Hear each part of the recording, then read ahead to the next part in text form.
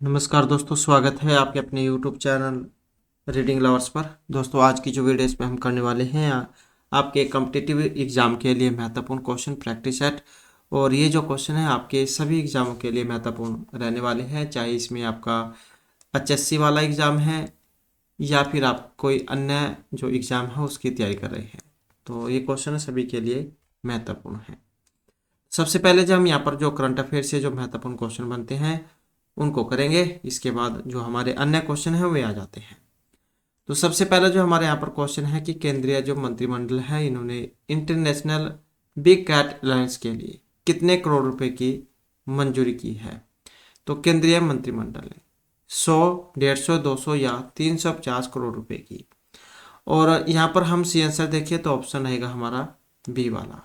तो केंद्रीय जो मंत्रिमंडल है इन्होंने इंटरनेशनल बिग कैट अलायंस के लिए 150 करोड़ रुपए जो है इसकी मंजूरी की है। इसके बाद जो हमारा नेक्स्ट क्वेश्चन है देश का पहला जो सेमीकंडक्टर फैब किस राज्य में स्थापित किया जाएगा। तो ये सेमीकंडक्टर फैब हरियाणा, उत्तराखंड, तमिलनाडु या फिर गुजरात में।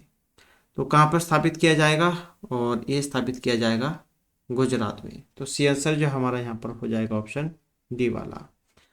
इसके बाद आ जाता है नेक्स्ट क्वेश्चन हमारा। नेक्स्ट क्वेश्चन है विश्व की पहली वैदिक घड़ी का उद्घाटन किस शहर में किया गया है। और एग्जाम की दृष्टि से जो यहाँ पर वेरी वेरी इंपॉर्टेंट यह क्वेश्चन है। तो विश्व की पहली वैदिक घड़ी का उद्घाटन किस शहर में किया गया है। उज्जैन, वाराणसी, जयपुर या फिर पटना में। और ये किया गया है उज्जैन में। तो ऑप्शन जो हमारा यहाँ पर रहेगा ए वाला, उज्जैन। इसके बाद आ जाता है नेक्स्ट क्वेश्चन है कि भारत के पहले स्वदेशी हरित हाइड्रोजन अंतर्देशीय जलमार्ग जहाज को किस राज्य में लॉन्च किया गया है। तो भारत के पहले स्वदेशी हरित हाइड्रोजन अंतर्देशीय जलमार्ग जहाज को तो ये लॉन्च किया गया है गुजरात, महाराष्ट्र, तमिलनाडु या फिर ओडिशा में। और इनका जो लॉन्च किया गया है तो ये तमिलनाडु जो है यहाँ पर इनको लॉन्च किया गया है, पहला स्वदेशी हरित हाइड्रोजन अंतर्देशीय जलमार्ग।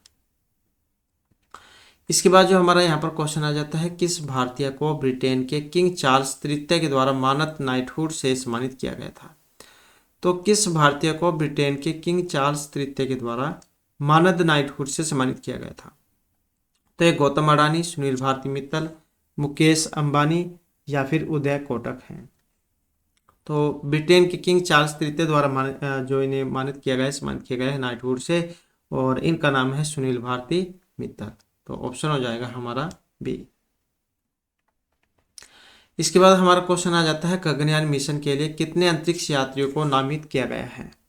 तो ये 4 हैं, 5 हैं, 6 या फिर 7। तो ये कितने यात्री हैं, और यहाँ पर है हमारा ऑप्शन ए। तो गगनयान मिशन जो है इनके लिए 4 जो अंतरिक्ष यात्री हैं उनको शामिल किया गया है। इसके बाद आ जाता है T20 अंतर्राष्ट्रीय क्रिकेट इतिहास में सबसे तेज शतक का जो रिकॉर्ड है 21 खिलाड़ी ने बनाए हैं। 2020 अंतर्राष्ट्रीय क्रिकेट इतिहास में सबसे तेज शतक का रिकॉर्ड कुशल मल्ला, जॉन निकोल, लॉफ्टीटन, डेविड मिलर या रोहित शर्मा। और यहाँ पर है ऑप्शन बी। तो इनका नाम है जॉन निकोल लॉफ्टीटन, जिन्होंने 2020 अंतर्राष्ट्रीय क्रिकेट इतिहास में सबसे तेज शतक का रिकॉर्ड बनाया है। इसके बाद जो हमारा क्वेश्चन आ जाता है केंद्रीय फिल्म प्रमाणन बोर्ड के नए क्षेत्रीय कार्यालय की स्थापना कहाँ की जाएगी। तो केंद्रीय फिल्म प्रमाणन बोर्ड के नए केंद्रीय कार्यालय की स्थापना शिमला, चंडीगढ़, श्रीनगर या फिर जयपुर में। तो ये कहाँ पर की जाएगी, चंडीगढ़ में। तो ऑप्शन है बी वाला। और जो यहाँ पर चंडीगढ़ में जो एग्जाम है उनके लिए जो यहाँ पर वेरी वेरी इंपॉर्टेंट क्वेश्चन हो जाता है, क्योंकि चंडीगढ़ से संबंधित है। तो केंद्रीय फिल्म प्रमाणन बोर्ड के एक नए क्षेत्रीय कार्यालय की स्थापना जो चंडीगढ़ है वहां पर की जाएगी। इसके बाद आ जाता है सिक्किम राज्य का जो पहले रेलवे स्टेशन है, पहले रेलवे स्टेशन की जो आधारशिला है ये रखी है नरेंद्र मोदी, एस जयशंकर, अनिल कुमार लाहौटी या अजय प्रसाद सिन्हा ने। तो सिक्किम राज्य के पहले रेलवे स्टेशन की आधारशिला तो जो भारत के प्रधानमंत्री हैं नरेंद्र मोदी, इन्हीं के द्वारा जो है हाल ही में रखी गई है। तो सिक्किम राज्य के पहले रेलवे स्टेशन की आधारशिला।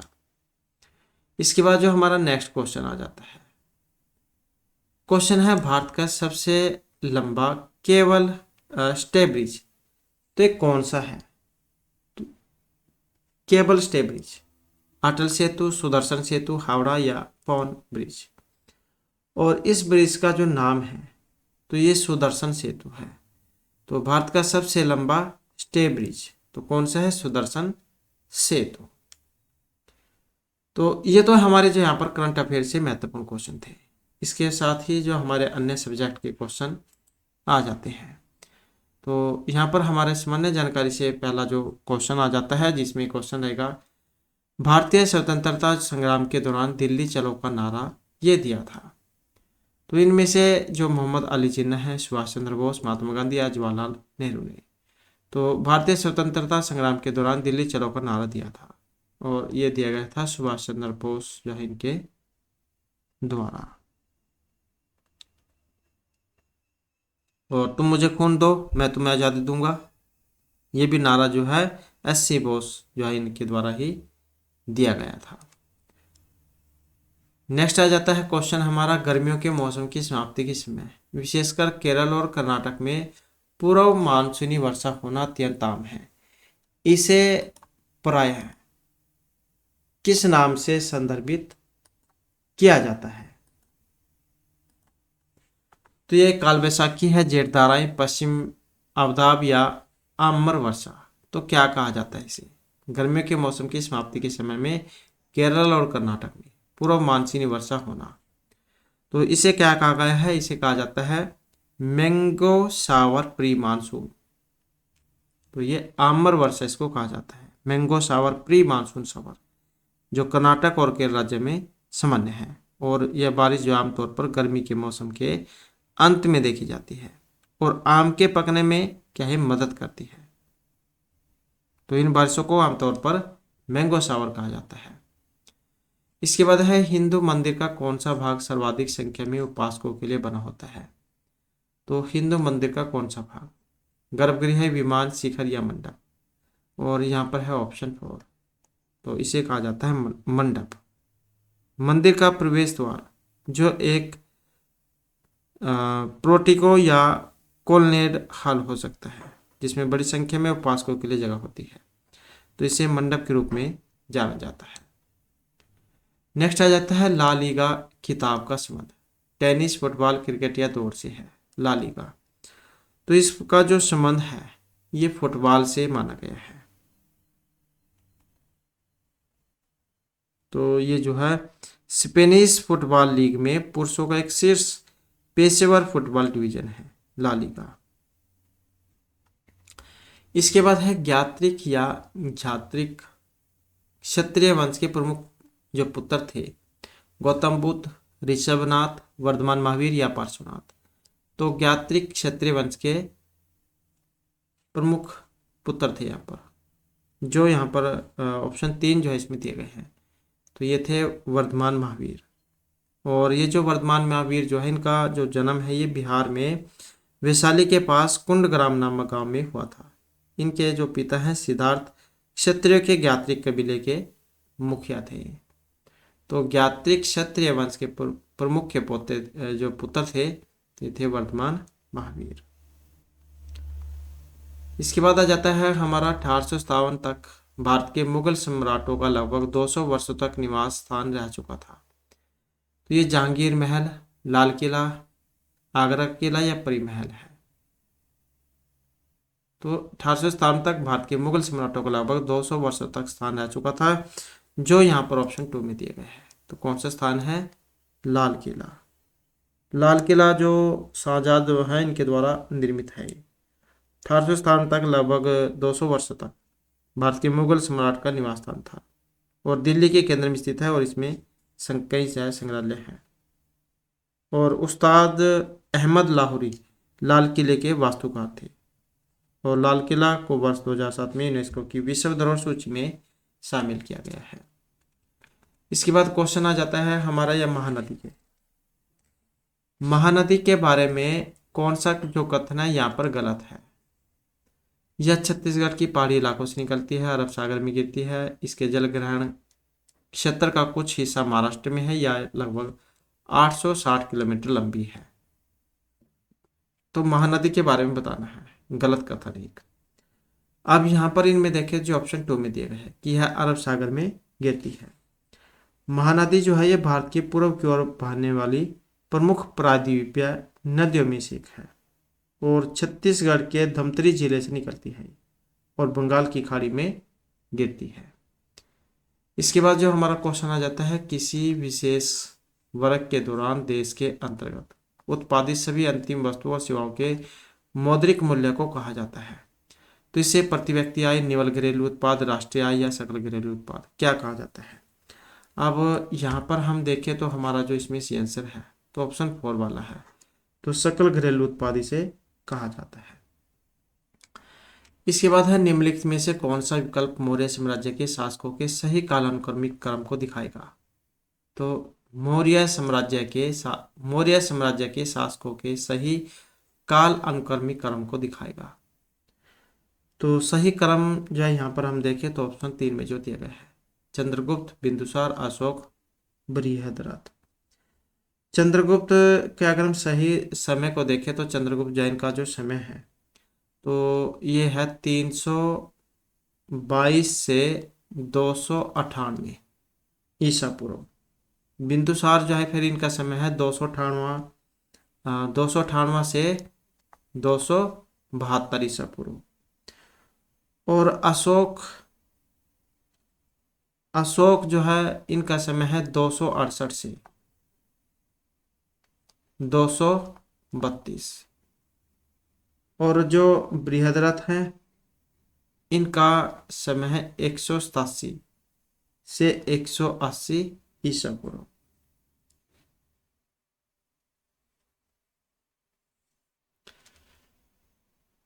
इसके बाद है भारतीय संविधान का जो 40वां संशोधन अधिनियम है 1978 के तहत निम्नलिखित में से कौन सा एक मौलिक अधिकार नहीं है। तो इनमें से एक मौलिक अधिकार नहीं है संपत्ति का, समानता, शोषण या धर्म का अधिकार। तो मौलिक अधिकारों में नहीं आता है जो यहाँ पर ऑप्शन 1 में दिया गया है, अर्थात संपत्ति का अधिकार। तो 1978 का जो ये 44वां जो संशोधन था इसने संपत्ति का जो अधिकार है, संपत्ति के अधिग्रहण, धारण और निपटान का अधिकार को मौलिक अधिकार के रूप में समाप्त कर दिया था। इसके अतिरिक्त संपत्ति के अधिकार को एक नया प्रावधान है अनुच्छेद 301 सम्मिलित करके कानूनी अधिकार बना दिया था, जिसमें यह प्रावधान था कि कानून के अधिकार के बिना किसी भी व्यक्ति को उसकी संपत्ति से वंचित नहीं किया जाएगा।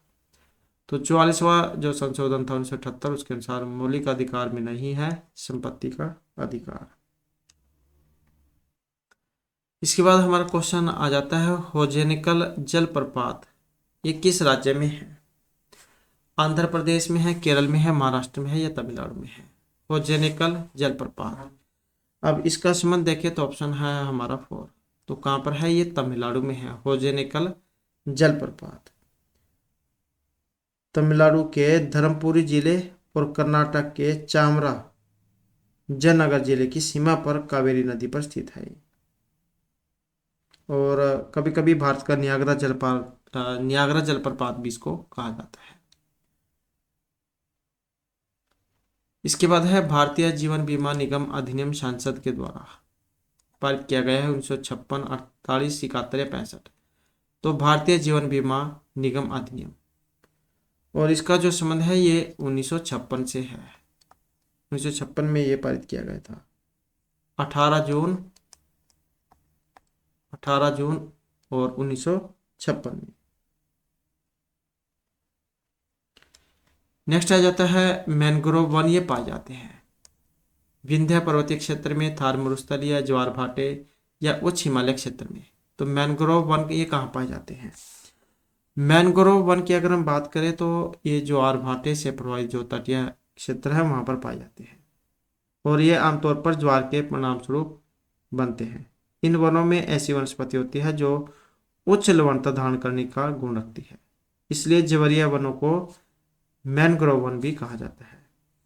इसका उदाहरण है सुंदरी वृक्ष, जिनके नाम पर इस वन को सुंदरवन भी कहा जाता है।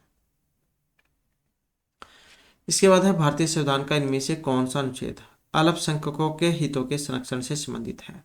तो भारतीय संविधान का इनमें से कौन सा अनुच्छेद है जो अल्पसंख्यकों के हितों के संरक्षण से संबंधित है। अनुच्छेद 20, 21, 24 या 29।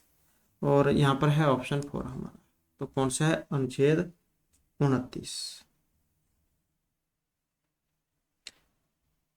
अनुच्छेद जो 29 है इसमें क्या बताया गया है। इसमें वर्णित है कि धर्म, मूलवंश, जाति, भाषा या इनमें से किसी के आधार पर कोई भेदभाव नहीं किया जाएगा। इसके बाद है हमारा जो माइक्रोसॉफ्ट वर्ड है 2010 में निम्न में से कौन सा ऑपरेशन आपके डॉक्यूमेंट में कंटेंट क्लिपबोर्ड से डालता है। माइक्रोसॉफ्ट वर्ड 2010 में निम्नलिखित में से कौन सा ऑपरेशन आपके डॉक्यूमेंट में कंटेंट क्लिपबोर्ड से डालता है।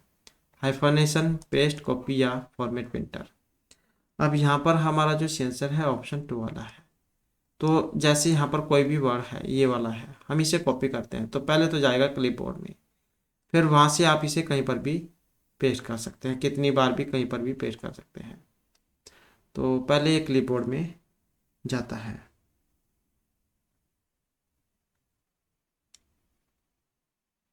इसके बाद है नेक्स्ट हमारा। नेक्स्ट जो हमारे यहाँ पर सामान्य विज्ञान से क्वेश्चन आ जाते हैं।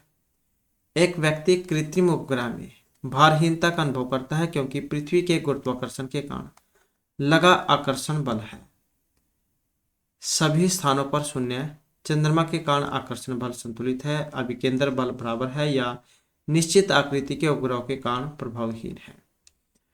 तो एक व्यक्ति कृत्रिम उपग्रह में भारीनता का अगर अनुभव करता है तो क्योंकि पृथ्वी के गुरुत्वाकर्षण के कारण लगा आकर्षण बल होगा जो यहाँ पर दिया गया है ऑप्शन 3 में।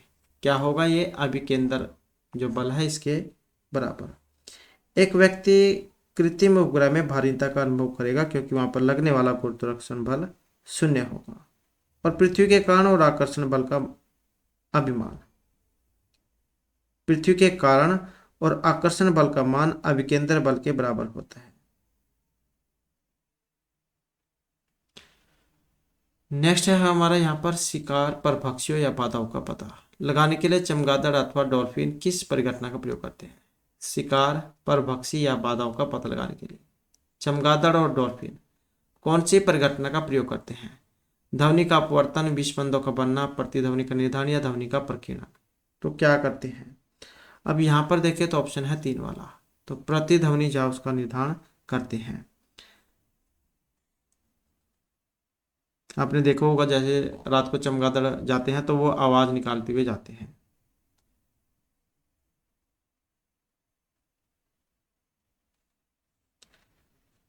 नेक्स्ट आ जाता है पूर्ण प्रत्यस्थ वस्तु है लोहा, हीरा, स्प्रिंग या कोई शक नहीं। पूर्ण प्रत्यस्थ वस्तु। अब जो यहाँ पर है कौन सी ऑप्शन 4 वाली, अर्थात यहाँ पर इनमें कोई सी भी नहीं है। ये जो प्रत्यस्था जो है, प्रत्यस्था किसी पदार्थ का वह गुण है जिसके कारण वस्तु किसी विरूपक बल के द्वारा उत्पन्न आकार के परिवर्तन का विरोध करती है और विरूपक बल द्वारा लिए जाने से अपनी पूर्व अवस्था को प्राप्त कर लेती है। नेक्स्ट है पानी में हवा का बुलबुला वैसे ही काम करेगा जैसा उत्तल दर्पण, उत्तल लेंस, अवतल या अवतल लेंस। तो पानी में हवा का बुलबुला सेम काम करेगा जैसा आपका अवतल लेंस करेगा। तो अवतल लेंस जो उसकी बात ही काम करता है।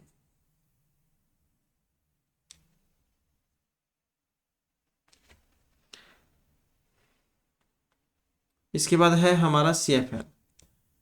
CFL और LED जो इसमें क्या अंतर है। प्रकाश उत्पन्न करने के लिए CFL परावाष्प तथा संपीड़ित का प्रयोग करता है जबकि LED लैंप अर्धचालक पदार्थों का प्रयोग करते हैं। CFL की औसत जीवन अवधि LED लैंप से अधिक होती है। यह LED लैंप की तुलना में CFL कम ऊर्जा खपत में सक्षम है। तो कौन से वाला जो है यहाँ पर इनमें सही है। अब यहाँ पर अगर हम इसमें सही देखें तो यह ऑप्शन 4 हमारा यहाँ पर सही माना गया है। A, B, C ये तीनों ही जो है यहाँ पर इसमें माने गए हैं।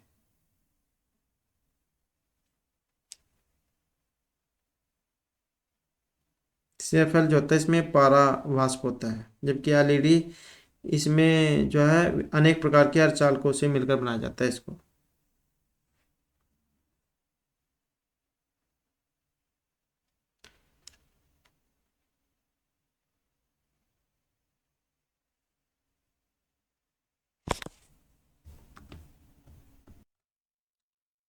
तो यहाँ पर अगर हम देखें तो ऑप्शन ए भी चॉइस में हो सकता है। तो क्योंकि अगर हम यहाँ पर देखें तो ये जद सही है, CFL परावाष्प और संपीड़ित का प्रयोग करता है, जबकि LED अर्धचालक पदार्थों का प्रयोग करता है। CFL जो है इसकी औसत जीवन अवधि LED लैंप से अधिक होती है। CFL जो है, CFL की अगर हम लाइफ टाइम की बात करें तो ये जो है 6000, आपने देखा भी होगा उस पर लिखा हुआ 6000 से 15000 घंटे की होती है। और जो LED है, एलईडी एलईडी की अगर लाइफ टाइम की बात करें तो 50000 घंटे की होती है, 50000 घंटे की। और अगर ये जो CFL है, अगर 40 वाट का जो CFL है तो इसके लिए 10 वाट की आवश्यकता होती है। 40 वाट CFL के लिए 10 वाट। और अगर हम 40 वाट की एलईडी की बात करें, एलईडी, तो इसके लिए 6.9 वाट की आवश्यकता है। ऊर्जा खपत जो है इसमें CFL में एलईडी की अपेक्षा अधिक होती है।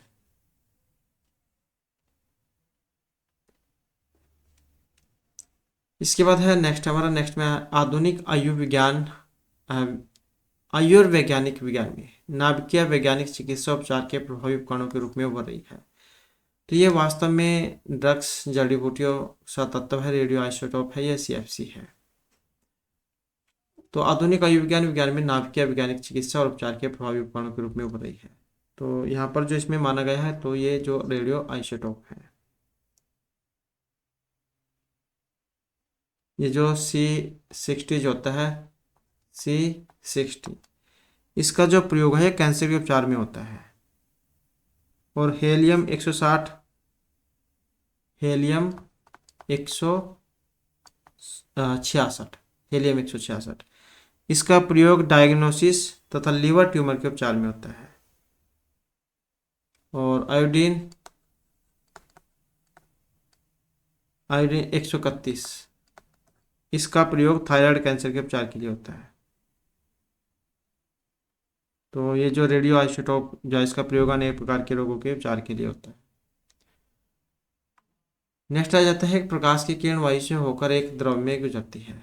एक प्रकाश की किरण वायु से होकर एक द्रव में से गुजरती है और 15 डिग्री से विचलित हो जाती है। अगर आपतित कोण का मान 60 डिग्री है तो उस द्रव का अपवर्तनांक होगा। तो उसका जो अपवर्तनांक कितना होगा, और यहाँ पर आएगा ऑप्शन 2 हमारा। तो वर्गमूल 3 जो है 3/2 जो है माना गया है।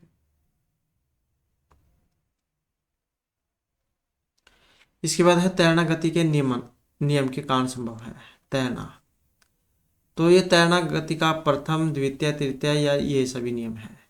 तैरना गति के कौन से नियम के कारण संभव है, और ये जो आ जाता है तृतीय नियम के अंतर्गत, क्योंकि व्यक्ति तैरते समय जिस बल से पैरों के द्वारा पानी को पीछे की ओर तरफ धकेलता है और पानी उसे विपरीत दिशा में आगे की ओर बढ़ाता है, तो व्यक्ति का पृथ्वी पर चलना गति का जो तीसरा नियम है इसका उदाहरण है। न्यूटन के गति के तृतीय नियम से बल की प्रकृति का पता चलता है, और न्यूटन के गति के द्वितीय नियम से बल का व्यंजक का पता लगता है, और न्यूटन के गति के प्रथम नियम से बल की परिभाषा प्राप्त होती है। तो ये तैरना जो है, ये तैरना चलना जो है, ये तीसरे नियम के अंतर्गत है। इसके बाद है रासायनिक तत्व के अणु के संदर्भ में चुंबकीय क्वांटम संख्या का संबंध अभिविन्यास, आकृति, अमाप या चक्रण से है। तो इसका जो संबंध देखिए तो जो ऑप्शन 3 में है अमाप, तो इससे माना गया है। इसके बाद है किस वर्ग के तत्व को खाद बनाने वाले तत्व कहते हैं। किस वर्ग के तत्व को खाद बनाने वाला तत्व कहते हैं। तो ये VA, IVA, VIA या कोई सा भी नहीं है। अब यहाँ पर देखें तो ऑप्शन जो ए में है VA, तो VA वर्ग के जो तत्व हैं इनको खाद बनाने वाले तत्व कहा जाता है। और जो ये VIA है, इस वर्ग के तत्वों को आवश्यक बनाने के लिए तत्व कहा जाता है, आवश्यक बनाने वाले तत्व। और ये जो वी डबल आई है ये वाला, तो ये ए वर्ग के तत्वों को अर्धचालक तत्व कहा जाता है। इसके बाद है इनमें से किस यौगिक में Mn की ऑक्सीकरण संख्या का मान सर्वाधिक है, तो ये किस में है। और यहाँ पर जो इसमें है कौन सा, ऑप्शन 3 वाला K2MnO4। नेक्स्ट आ जाता है कि जलीय घोल का OH सांद्रण 1 × 10⁻⁴ है, तो घोल का pH मान है, तो इसका कितना है ये, तो इसका माना गया है 10 ही। pH मान हो जाएगा 14-4 10। इसके बाद है बैंगन जो है ये किस कुल का है, क्रूसीफेरी है, कुकर बिटेसी है, सोलनेसी या मालवेसी बैंगन। और वेरी वेरी इंपॉर्टेंट क्वेश्चन है, बैंगन कौन से कुल का है। बैंगन जो है इसको माना गया है सोलनेसी वर्ग का कुल का। ये जो सोलनेसी कुल जो है इसमें कौन कौन से आएंगे, इसमें आलू हो गया, बैंगन, लाल मिर्च, टमाटर, धतूरा, ये आ जाते हैं। और ये जो क्रूसीफेरी है, क्रूसीफेरी में मूली, सलगम, सरसों, फूल गोभी, ये वाले आ जाते हैं। और कुकर बिट्स ये वाले, इसको अगर देखें तो इसमें तरबूज, खरबूज, कद्दू और परवल, ये वाले आ जाते हैं। अगर मालवेसी की अगर हम बात करें तो इसमें कपास, भिंडी, गुड़हल, ये वाले आ जाते हैं। तो बैंगन जो है ये सोलनेसी वर्ग में है। नेक्स्ट इनमें से किस हार्मोन में आयोडीन मिली होती है, टेस्टोस्टेरोन में, एड्रेनल, इंसुलिन या थायरॉक्सिन में आयोडीन मिली होती है। और इसमें है ऑप्शन 3 हमारा, तो ये थायरॉक्सिन है। ये जो टेस्टोस्टेरोन क्या है, यह है पुरुषलिंग हार्मोन। और एड्रेनलिन ये है क्रोध, डर, मानसिक तनाव की अवस्था में जो स्रावित होंगे, उसे कहा जाएगा एड्रेनलिन, गुस्से में जो आते हैं। थायरॉक्सिन जो है ये थायराइड ग्रंथि से निकलते हैं और इनमें आयोडीन होता है। और इंसुलिन, इंसुलिन के अल्प स्रावन से मधुमेह या डायबिटीज नामक रोग होता है। और इसकी जो खोज है ये बेरिंग और वेस्ट ने 1921 में की थी, 1921 में।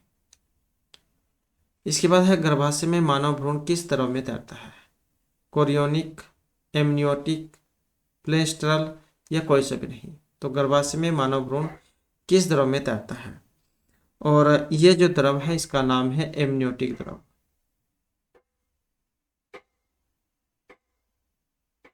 ये जो कोरियोनिक जो द्रव है ये क्या है, कोरियोनिक द्रव जो होता है भ्रूण, भ्रूण को पोषण हेतु लगे नाल को सुरक्षा प्रदान करता है, जो हमारी नाभि से जुड़ा होता है। और ये जो है प्लेस्टरल द्रव, इसको एमनियोटिक द्रव भी कहा जाता है। इसके बाद जो हमारे यहाँ पर रीजनिंग के क्वेश्चन आ जाते हैं, जिसमें पहला क्वेश्चन है जैसे मैंगो है, मैंगो को हम ऐसे लिख सकते हैं, तो इसी प्रकार से एप्पल को ऐसे लिख सकते हैं, तो ये जो गुआवा है इसको हम कैसे लिखेंगे। तो इसमें है ऑप्शन 1 वाला हमारा, तो इस प्रकार से जो यहाँ पर ये लिखा जाएगा।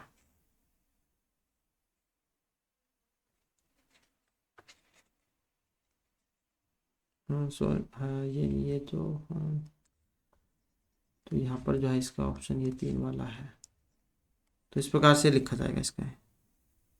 जैसे एम है, एम से क्यू में 4 वर्ण जो वर्ण है ये आ जाते हैं, 4 जो अल्फाबेट हैं, A B C D E. इसी प्रकार से ए से ई में 4 आ जाते हैं, तो सेम जो यहाँ पर इनमें 4 अक्षर आ जाते हैं। इसी प्रकार से एप्पल है, इसमें भी 4 आएंगे, और इसी प्रकार से फिर इसमें भी 4 होने चाहिए। तो जी में 4 जोड़ के देख सकते हैं आप कौन सा बनेगा, यह वाला आएगा। इसके बाद है उस विकल्प का चयन कीजिए जिसका तीसरे पद से वही संबंध है जो दूसरे पद का पहले से है। उस विकल्प का चयन कीजिए जिसका तीसरे पद से वही संबंध है जो दूसरे पद का पहले से है। और कहने का मतलब है आपको इसके बारे में पता होना चाहिए, तभी आपका ये वाला हल होगा। यहाँ पर अगर हम इसमें देखें तो जो ऑप्शन 1 में है तो ये वाला इसका बनेगा। यहाँ पर इसमें क्या हुआ है, ये है ZYGOTE, ZYTOGE। अब यहाँ पर अगर हम देखें तो ZYGOOG,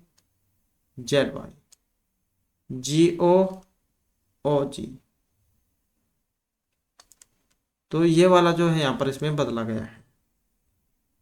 तो इसमें क्या है, अक्षरों को अंग्रेजी वर्णमाला के विपरीत क्रम में बदला गया है। जैसे EGOTY, जेड सबसे लास्ट में आता है, ई सबसे पहले आता है। तो इस प्रकार से जो है यहाँ पर बदला गया है। ऐसे ही यहाँ पर इसमें बदला जाएगा फिर ये, तो इनमें देख सकते हैं आप यहाँ पर। तो ऑप्शन 1 वाला जो है तो हो जाएगा ये, अंग्रेजी वर्णमाला जो उसके विपरीत क्रम में इनको लगाना है। तो सबसे पहले सी आता है, उसके बाद ई आएगा, फिर NQSU।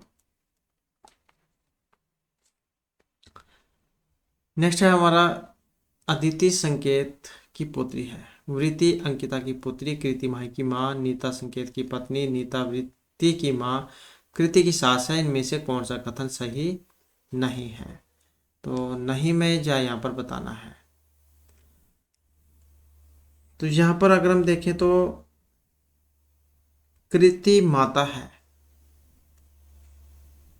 कृति जो है माही की माँ, मतलब कृति माता है वृत्ति और माही की। अदिति पुत्री है संकेत और नीता की। अंकित पति है कृति का। तो अंकित जो है ये पिता है वृत्ति और माही का, और वृत्ति बहन है माही की। तो कृति जो है ये पुत्र वधू है संकेत और नीता की। तो नहीं है ऑप्शन 4 वाला कि कृति संकेत की पुत्री है। कृति जाए पुत्र वधू है, पुत्र की बहू।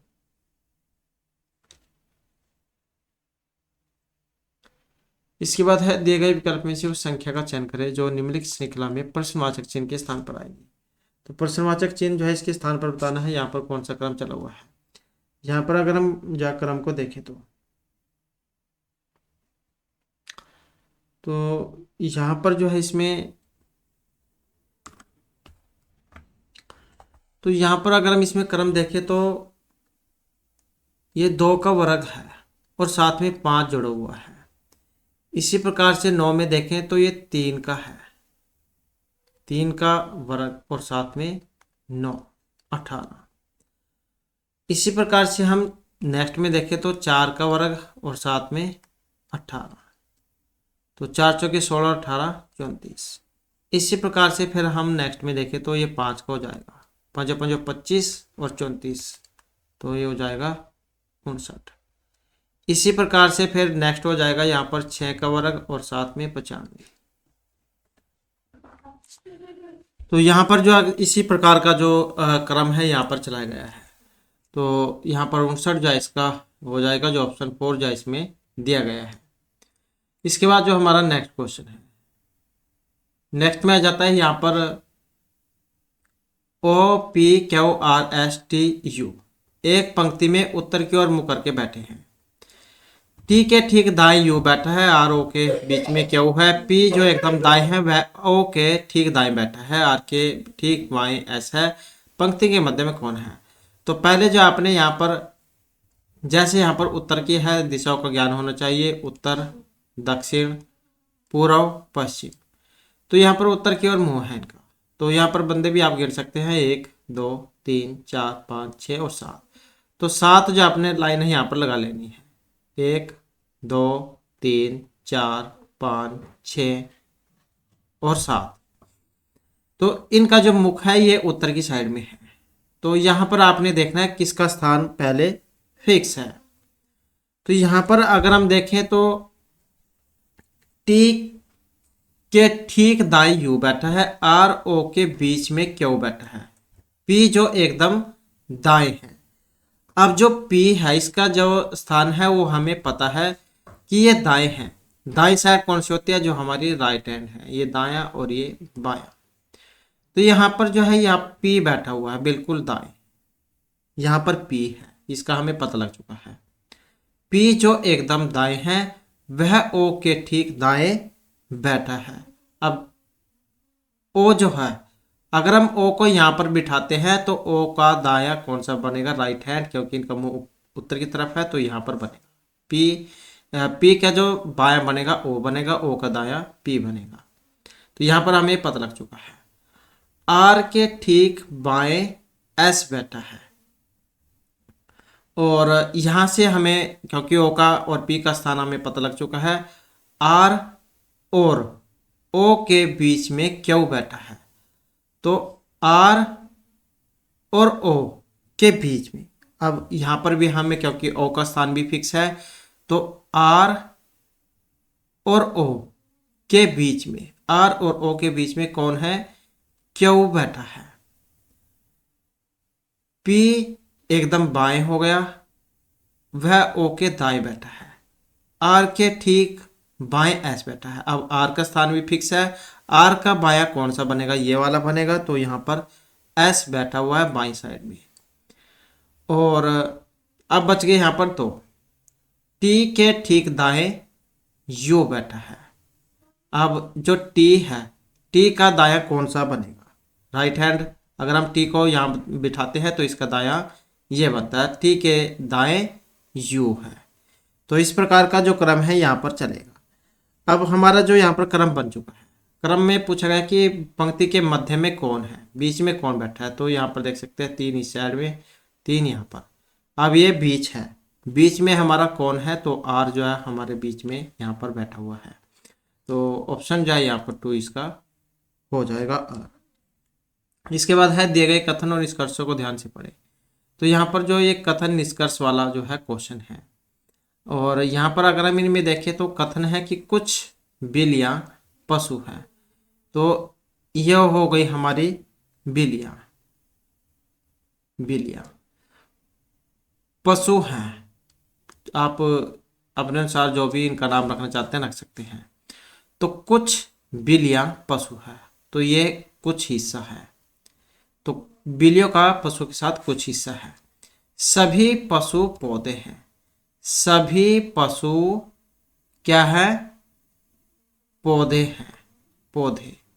सभी पशु पौधे हैं, कुछ बिल्लियां पशु हैं और सभी पशु पौधे हैं।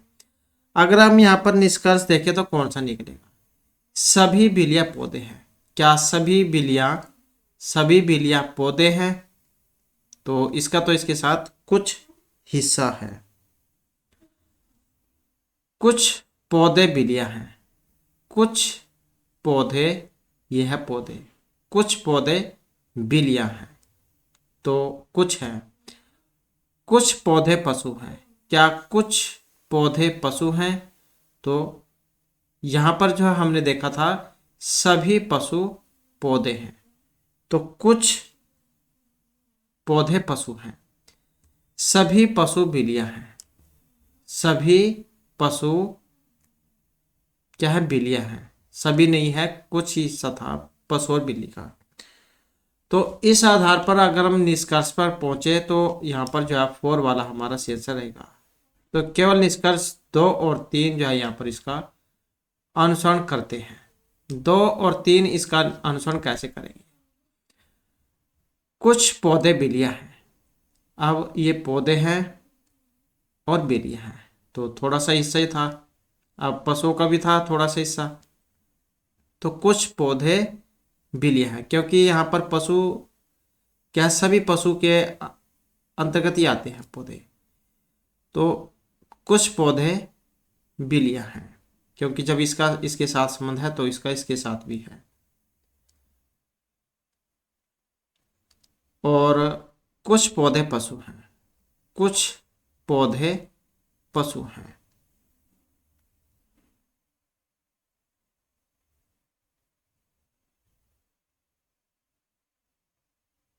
तो ऑप्शन जो है यहाँ पर 4 वाला इसका बनेगा।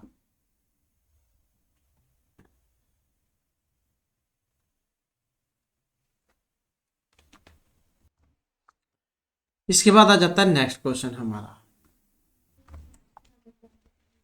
तो यहाँ क्वेश्चन है, दिए गए विकल्प में से उस अक्षर समूह का चयन करें जो निम्नलिखित श्रृंखला में प्रश्नवाचक चिन्ह के स्थान पर आएगा। तो यहाँ पर जो इनका कुछ क्रम चला हुआ है, और कौन सा क्रम है यहाँ पर अगर हम देखें तो आई से और एन जो है 5 अक्षर इसके अंदर आ जाते हैं। एन से और एस देखें तो यहाँ पर भी 5 है। तो सेम इसी प्रकार से एस से आगे अगर हम यहाँ पर क्रम चलाएं तो एक्स जो है यहाँ पर इसका आएगा। इसी प्रकार से ओ है, ओ से लेकर टी में भी 5 हैं, टी से वाई में भी 5 आ जाते हैं। इसे वाई से जब हम 5 अक्षर और आगे जोड़ेंगे तो डी जो है यहाँ पर इसमें आ जाएगा। इसी प्रकार से एम से आर, आर से डब्ल्यू, और डब्ल्यू से जब आगे हम जोड़ेंगे तो बी जो है इसका आएगा।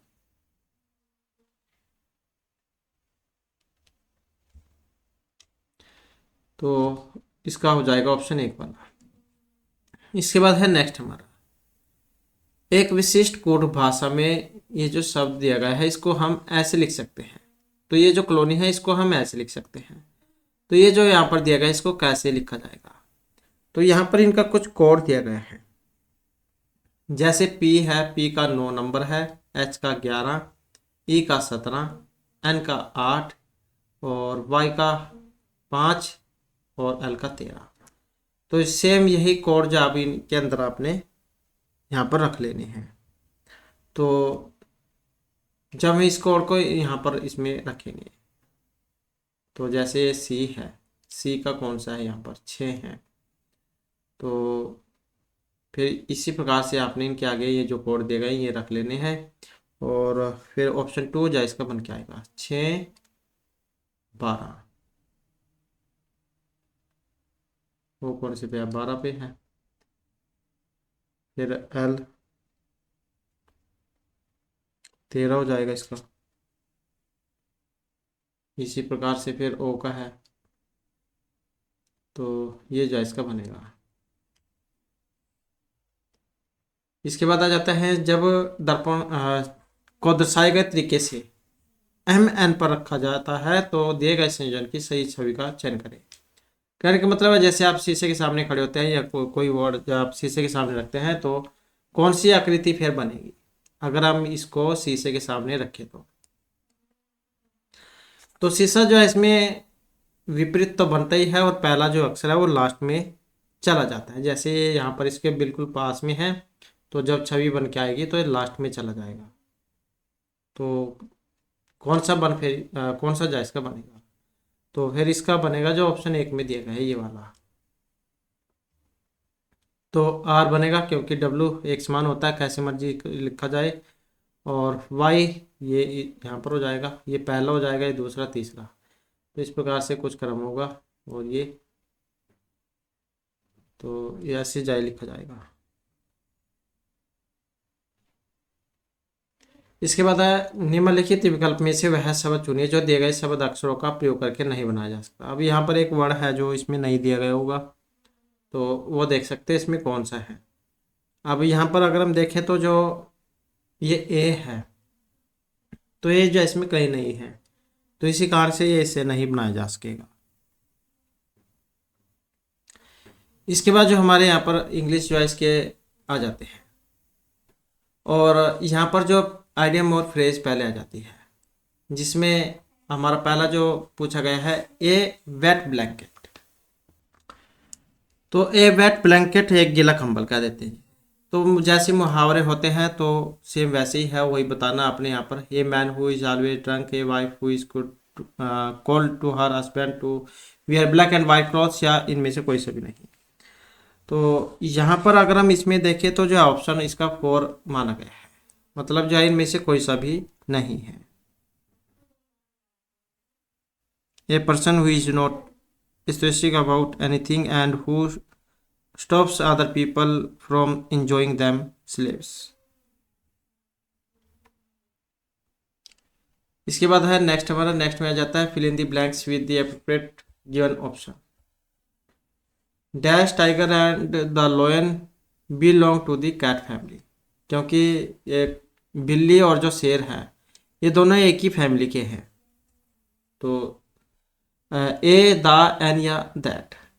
और यहाँ पर देखिए तो इसमें आएगा option 3, the tiger and the lion belong to the cat family. ये जो टाइगर और जो लोयन हैं ये एक ही फैमिली के हैं।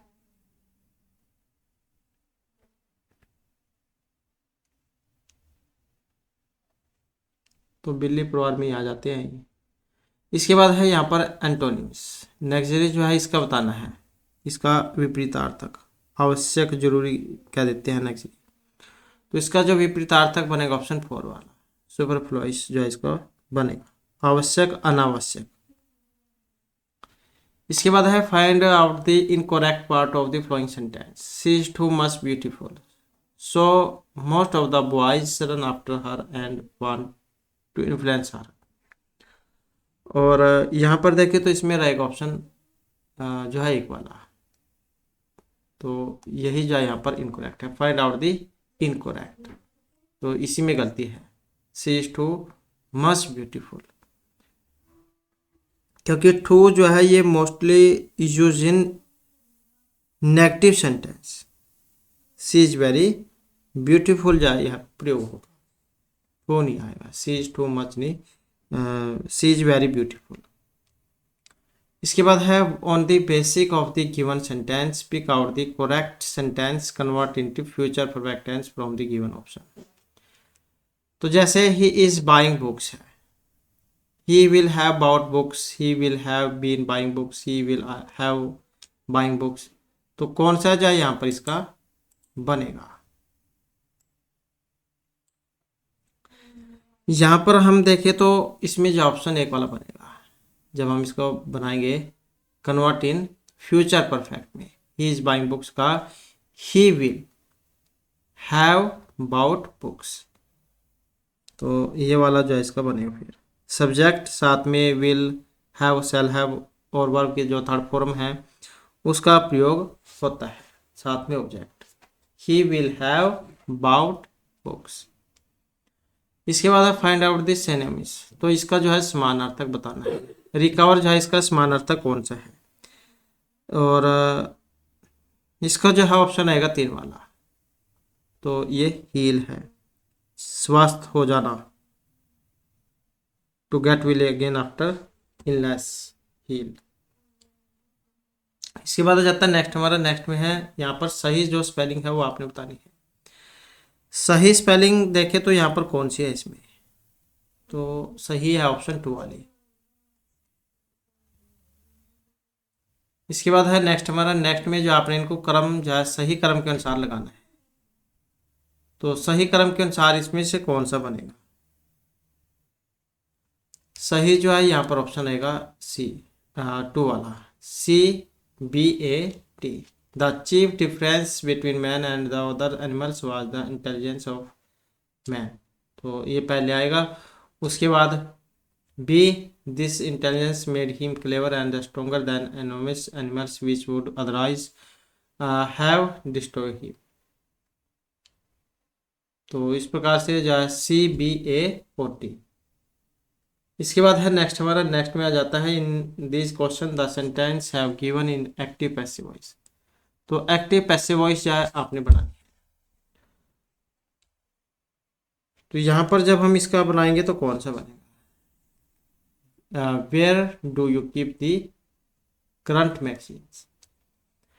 तो इसका जो यहाँ पर बनेगा जो ऑप्शन 4 में दिया गया है, तो वेयर से शुरू होगा, where are the current magazines kept by you, where are the current magazines kept by you. इसके बाद आ जाता है choose the most appropriate option of the change the narration. तो ये नरेशन दी गई है, इसका आपने बदलाव करना है। द जज said to Jiya stand in the witness box. तो जब हम इसको चेंज करेंगे तो कौन सा बनेगा इसका, तो इसका बनेगा ऑप्शन 2 वाला। द जज सेड टू कोर्ट टोल्ड में जिया, द जज told Jiya to stand the witness box, to stand the witness box. तो सेड टू को जो है ऑर्डर, टोल्ड, इस प्रकार से बदल जाता है। इसके बाद जो हमारे यहाँ पर जो हिंदी है, हिंदी के क्वेश्चन आ जाते हैं, और जिसमें हमारा यहाँ पर पहला क्वेश्चन जो है ये तत्सम से है। तत्सम शब्द जो ज्येष्ठ है इसका तद्भव कौन सा है? जैसे हम संस्कृत में ज्येष्ठ कह देते हैं, ज्येष्ठ का मतलब क्या है? ज्येष्ठ जो है इसका मतलब होता है बड़ा भाई जो होता है उसको कह देते हैं बड़े को ज्येष्ठ। कनिष्ठ छोटा, ज्येष्ठ बड़ा। तत्समय होता है जो संस्कृत के शब्द वैसे लिखे पढ़े बोले जाते हैं और उनका जो परिवर्तित रूप है वो तद्भव होता है। जैसे यहाँ पर ये संस्कृत का है ज्येष्ठ और हिंदी में हम इसे बड़ा कहते हैं। इसके बाद है अतिवृष्टि का जो विलोम होगा कौन सा होगा? अतिवृष्टि बहुत ज़्यादा वर्षा होना, वर्षा ना होना, अनवृष्टि। इसके बाद है आने वाला क्षण, लाल नजर आता है रेखांकित शब्द का वचन पहचानी। आने वाला क्षण लाल नजर आता है। तो इसमें जो क्षण है ये क्या है? इनमें एक वचन है। लाल नजर आता है तो क्षण क्या है? एक वचन है। इसके बाद है नेक्स्ट हमारा सजना है मुझे सजना के लिए में किस अलंकार का प्रयोग हुआ है? तो अलंकार की यहाँ पर बात करें तो यमक जो है अलंकार यहाँ पर इसमें प्रयोग किया गया है। सजना सजना यहाँ पर दो आए हैं तो यमक अलंकार। इसके बाद है वसुधा शब्द का अर्थ। तो वसुधा जो है यहाँ पर ये धरती पृथ्वी को कह देते हैं, तो ऑप्शन हो जाएगा 4 वाला। भू, भूमि, धरा, पृथ्वी, तो ये सभी इनके पर्यायवाची हैं। इसके बाद है यहाँ पर जो रिक्त स्थान है इसमें आपने फिल करना है। रोहन ने समाज कल्याण कार्य में डैश योगदान किया किंतु कुछ लोगों को इस तथ्य पर था। तो जब हम इसे कंप्लीट करेंगे तो किस प्रकार से बनेगा? रोहन ने समाज कल्याण कार्य में भरपूर योगदान दिया किंतु कुछ लोगों को इस तथ्य पर संदेह था। तो यही जो इसका हो जाएगा। इसके बाद है नेक्स्ट हमारा, नेक्स्ट में आ जाता आए थे हरिभजन को होटल लगे के पास। ये एक लोकोक्ति है। इसका मतलब क्या है? लोकोक्ति लोगों के द्वारा जो बातें कही जाती है। आए थे हरिभजन को होटल लगे कपास। तो इसका जो यहाँ पर अर्थ है ये होता है उच्च लक्ष्य लेकर चलना और निम्न कार्य करना। इसके बाद है राय का पहाड़ बनाना। यह लोकोक्ति का सही अर्थ कौन सा है? इस पंक्ति का जो अर्थ देखें तो ऑप्शन 4 में है। छोटी सी बात का बतंगड़ बनाना। आपने सुना होगा कि रस्सी का सांप बनाना, तो छोटी सी बात का बतंगड़ बनाना, एक छोटी सी बात को लेकर बहुत बड़ा हंगामा खड़ा कर देना। इसके बाद है सुबह में चिड़िया चहचहाने लगती है। इसमें काल, सुबह में चिड़िया चहचहाने लगती है। तो यहाँ पर काल कौन सा है? यहाँ पर अगर हम इसमें काल देखें तो इसमें सामान्य जो वर्तमान काल का प्रयोग किया गया है। जिस क्रिया से क्रिया के सामान्य रूप का वर्तमान में होने वाले काम का पता लगता है तो उसे हम सामान्य वर्तमान काल कहेंगे। सामान्य जो वर्तमान काल है इसके अंत में ता, ती, ते, इस प्रकार के जो शब्द आपको देखने को मिलेंगे। इसके बाद है दिए गए विकल्प में शुद्ध वाक्य की पुष्टि कीजिए। अब यहाँ पर शुद्ध देखें तो कौन सा है? शुद्ध है यहाँ पर ऑप्शन 1 वाला, मेरा नाम रोहन है। तो अपने नाम के अंत में श्री, डी जैसे आदर सूचक जो शब्द होता है उनका प्रयोग नहीं किया जाता है। मोहन जी, श्री मोहन जी हैं, श्री मोहन हैं, तो मेरा नाम मोहन है। तो यही यहाँ पर इसका सही रहेगा। तो इस प्रकार से जो हमारे आज की क्लास में महत्वपूर्ण क्वेश्चन थे। नेक्स्ट वीडियो इसमें आपके लिए नए जो महत्वपूर्ण क्वेश्चन वो लेकर आएंगे। और हमारे साथ अंत बनाने के लिए धन्यवाद।